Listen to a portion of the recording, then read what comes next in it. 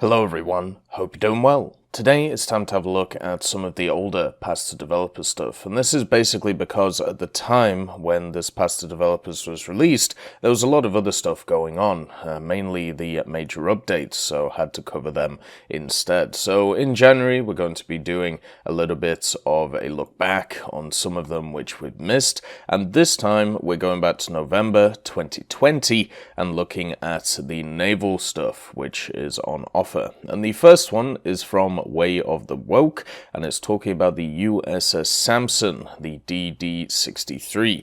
This is a First World War US destroyer, and is definitely one which has a lot of the First World War ideas. Decent main caliber guns, not a ton of really anything else though.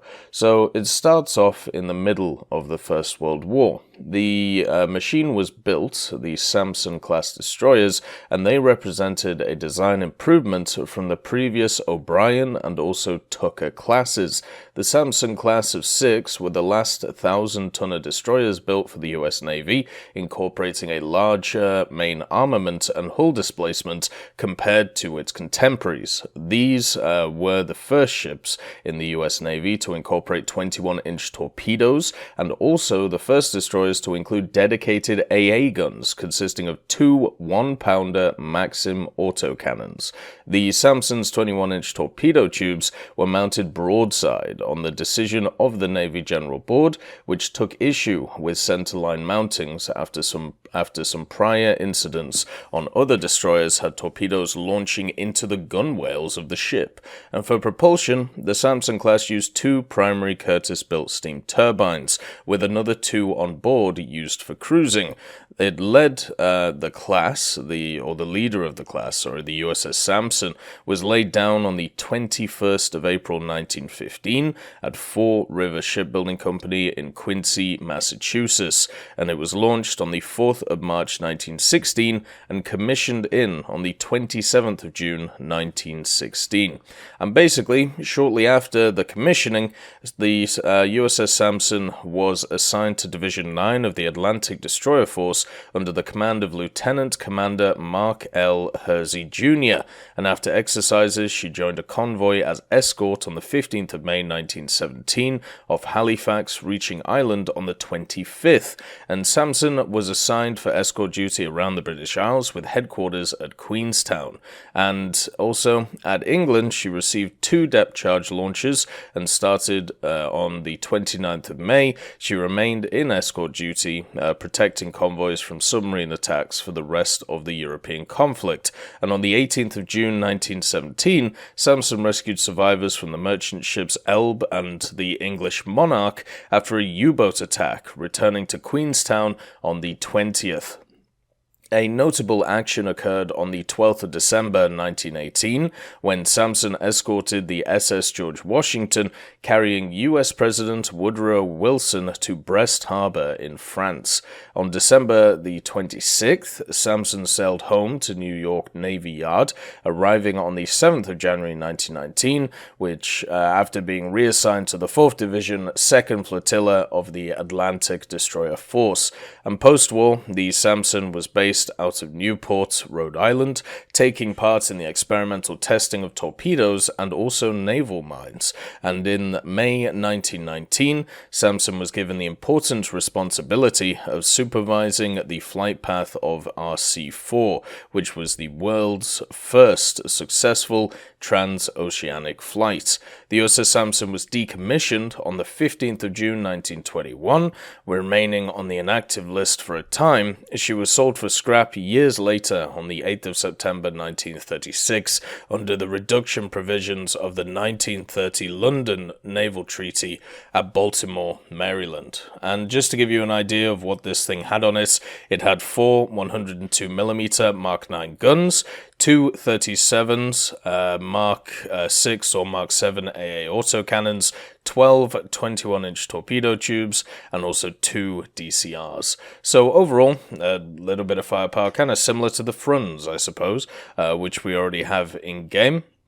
But also it had a speed of 29.5 knots, and generally its displacement was around about 1,100 tons. The next destroyer is from Tim449, and it's the Type 1942 destroyer, the Z51. Now, this is a German destroyer, but it was never fully completed, so this is definitely one of those additions which has come in because of the rule change when it comes to the path to developers stuff. So basically, from the design comes from the idea that because they had engine issues with the Type 1934 and the Type 1936 series, they were looking for a solution. The unreliability they had with the high-pressure turbine engines was a real issue for the Kriegsmarine, so therefore they turned to seek an all-diesel propulsion system to improve reliability and range. There was only one experimental ship which was created with this idea, the Type 1942 Z51, which we're looking at right now, and it was laid down at Deichenmag, Bremen on the 25th of November 1942, yet never was it fully completed. It was launched on the 2nd of October 1944, but this was possibly to try and just clear a buildway for U-boat building, and the Z51 still remained highly incomplete, and in the end it was sunk at Deichenmag by the Allied air raid on the 21st of March 1945 and was never repaired until it was broken up in situ in 1948 to 1949. And basically the main ideas of the design, or the major change for this compared to previous destroyer concepts, was that it was designed to have a longer operating range. The purpose of constructing the Z51 was to gain experience with diesel propulsion, therefore it wasn't very innovative for the superstructure or the armaments. It basically inherited the designs from the previous destroyer, and but smaller, lighter, and less armed, with only 4 127mm naval guns.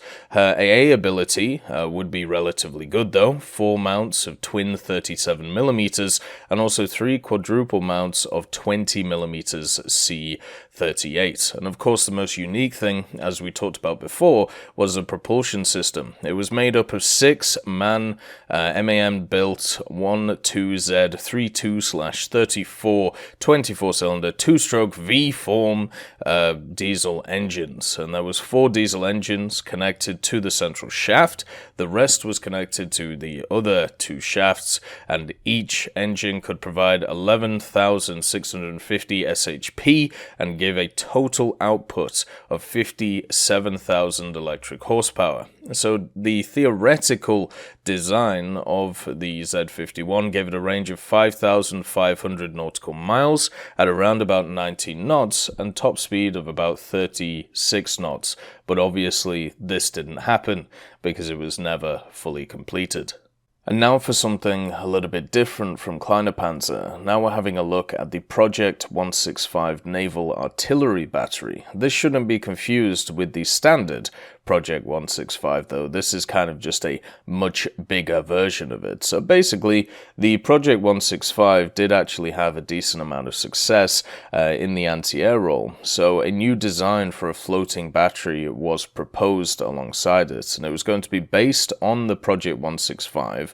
The boats would have a ton of firepower and also on a small and maneuverable craft. So everything was on the emphasis of the firepower, and it would be perfect for the shallow rivers which they found on the Eastern Front. The basic idea was to get 2 Project 165s and attach them side by side, and then straddle a 100mm B-24BM gun on it, which was a modernization of the B-24 naval gun on the platform between them, so pretty much so they can spread the weight out so it doesn't just sink straight in. It would also keep 2 of the Dishka machine guns for air defense, 1 at the back of each hull, and ammunition was often supplied by shore-based equipment or supporting ships, although they did have reserves of their own. And at least 3 of these were constructed in time to fight in the Battle of Stalingrad, and a total of 11 were overall constructed. Some of them were disassembled after being sent to the Onega flotilla, while another joined the Dnieper flotilla. and it was the sole battery of its time from September 1943 until June 1944. And in July, there was a few more which supported the liberation of Pinsk on the Pripyat River as well, with 6 batteries used on the Dnieper River supporting the First Belarusian Front. They would also participate in attacks along the Bug and Pripyat rivers until the end of 1944, and in January 45 they would provide fire support for the Vistula Oder offensive operation, and during the Battle of Berlin, 3 of these boats joined the 6 existing ones, providing fire from the Oder River. The batteries were relocated to Stettin near the end of the war and no longer appear in records afterwards, so I'm guessing they just kind of disappeared. But basically this is very similar to the SF-40 that we have in game, just kind of a smaller scale. The machine only had 2 Chrysler petrol engines, so only 230 horsepower, trying to move this machine, which had a full displacement of nearly 40 tons, and also that meant it had a speed of around about 8 knots as a maximum. The primary armament, as we said, the 100mm with 2 12.7mm Dishkas as well, should be a little bit of fun, but overall I do really like this thing. It's basically just a floating barge with 100mm on it, so what is not to love? Now we move on to the best navy in the world, the Royal Navy, with a addition from its Lubu. And we're having a look at the HMS War Spice, which is of course a wonderful British machine. It was the second of 5 Queen Elizabeth class battleships which were ordered before the outbreak of the First World War. It was laid down at Devonport in October 1912 and eventually commissioned in March of 1915. It would be given the pennant number 03. And the Queen Elizabeth class battleships at the time of their construction were designed to operate as lead ships of the line, requiring good speed and also the best available firepower in an attempt to defeat whatever was thrown against them. And the standard admiralty practice of the time held the view that the average lifespan of a battleship was about 20 years, so this meant that the QE class was due for replacement around the middle of the 1930s, and with no option to build replacements due to treaties in place at the time, they would require major surgery to remain as the original frontline designed units, and the War Spice was extensively modernized during the major refit in the 1930s, which would differentiate it from the other ships of the class. It is also arguably the most famous warship of the Royal Navy in the Second World War, after the HMS Hood, and the reason is because it earned more battle honours than any other ship during World War II. The War Spice's overall career is by far the most active of any major warship, which used the obviously the White Ensign during the early part of the 20th century, and it would also take part in both World Wars, seeing significant action in both with a service career of more than 3 decades. And the 6th ship to carry the name, the War Spice would see action in the Battle of Jutland as a piece of the newly established 5th Battle Squadron, and designed as a new lead the line ships. She would be hit 15 times at Jutland, and the curse of jam steering which would cause issues for the remainder of her service. It was repaired shortly afterwards. She would be present in escorting the German High Seas Fleet to Scapa Flow, following, of course, the armistice. Between the wars, War Spice would serve the majority of her life as part of the newly established Atlantic Fleet before becoming flagship for the Mediterranean in 1926.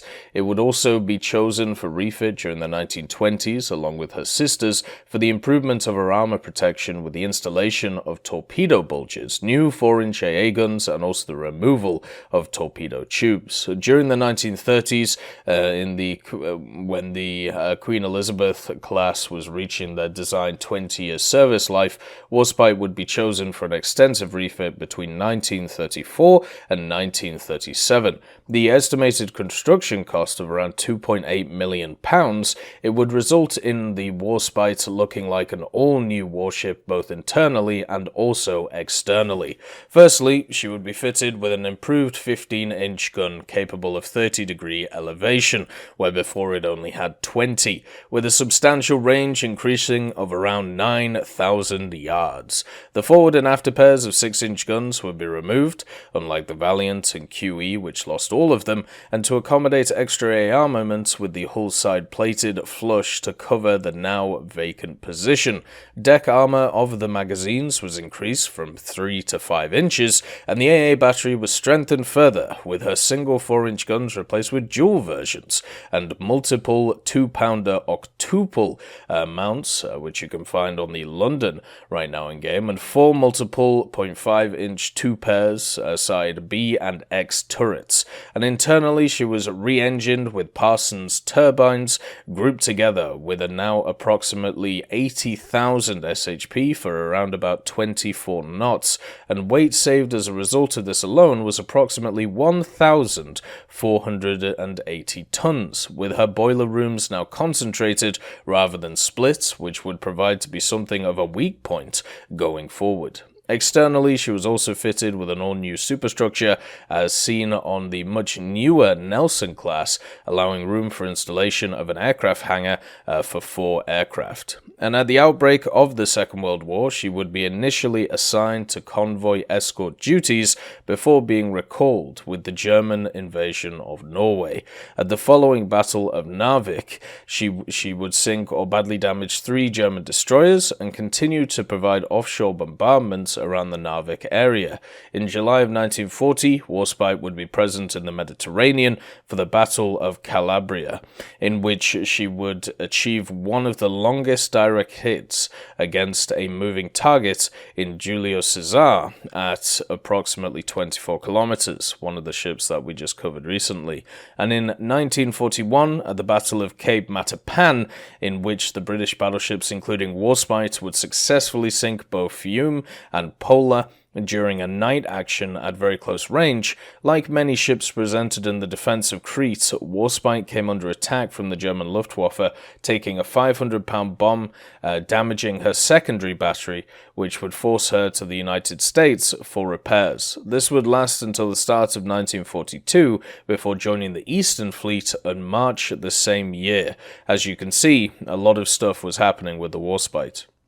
1942 wouldn't be as productive for the War Spice compared to previous years. Having already sailed over 150,000 miles since the outbreak of the war, she would once again be present in the Mediterranean during the invasion of Sicily in 1943. Supporting the Allied advance off the coast of Salerno, she would fall victim to the early Fritz X guided bomb, suffering one direct hit and another near miss, causing a 20-foot hole in the ship's bottom.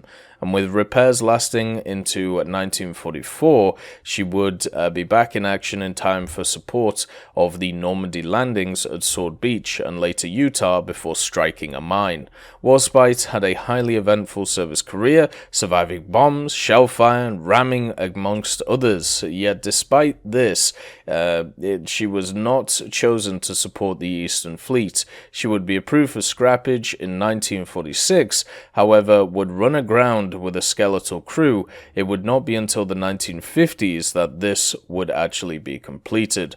War Spice in herself has several books based upon her escapades during the war, and that is why it is one of the most famous ships when it comes to the Royal Navy, and definitely should be put into the game.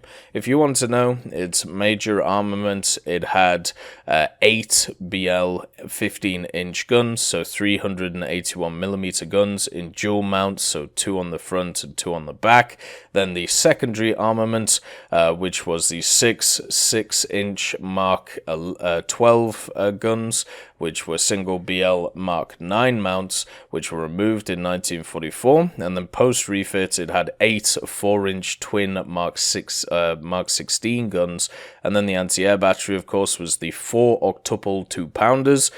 Basically, it just had them all over the place. It had 4 sets of 8 mountings of 40mm, which is crazy, and then also 4 quad 50 cal machine guns replaced with 20mm Oerlikons in 1944. It also had access to torpedoes, 4 21-inch torpedo tubes, 2 dual sets basically, and then 2 Fairey Swordfish, which were later Supermarine Walrus float planes.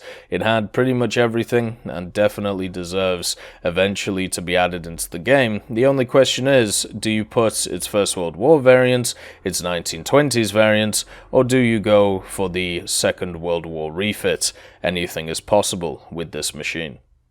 The next offering is from Asens, and we're talking about a Japanese machine. This is the IJN Megami class cruiser, the Uzuya Type, the Kumano, and this is the 1944 variant of it. So this would be slightly different to the Megami classes that we have in the game.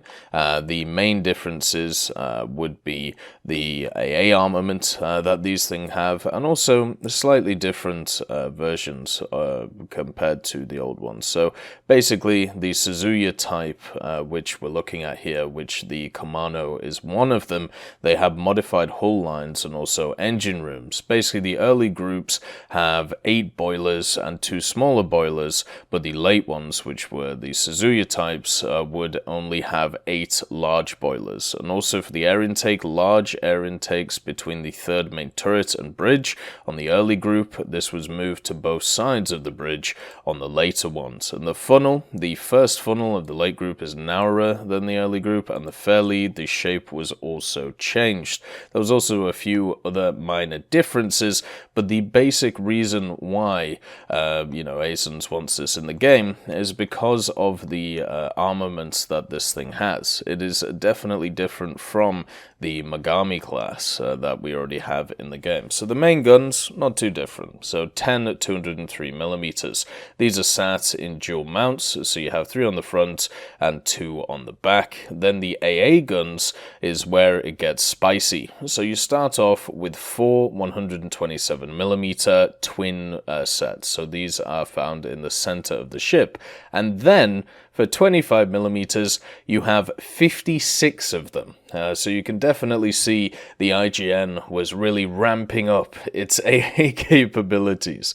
So 56 25mm, these came in 8 sets of triple mounts, 4 sets of twin mounts, and then 24 sets of single mounted 25mm. These would obviously be all over the ship, trying to create a base of fire, so nothing would be able to get close to it. It also had some torpedoes on it. It had 12 overall, 610mm. It had 4 triple torpedo tubes sat around the place, which would of course mean 12 torpedo tubes in total. So it did have it could fire off 1 salvo of them all and then reload the torpedoes, because it had 24 torpedoes on board and they were Type 93 ones. It also had some radar on it. It had 2 anti-aircraft radars and 2 anti-surface vessel radars, and also it had an IR-IFF, 2 of them as well.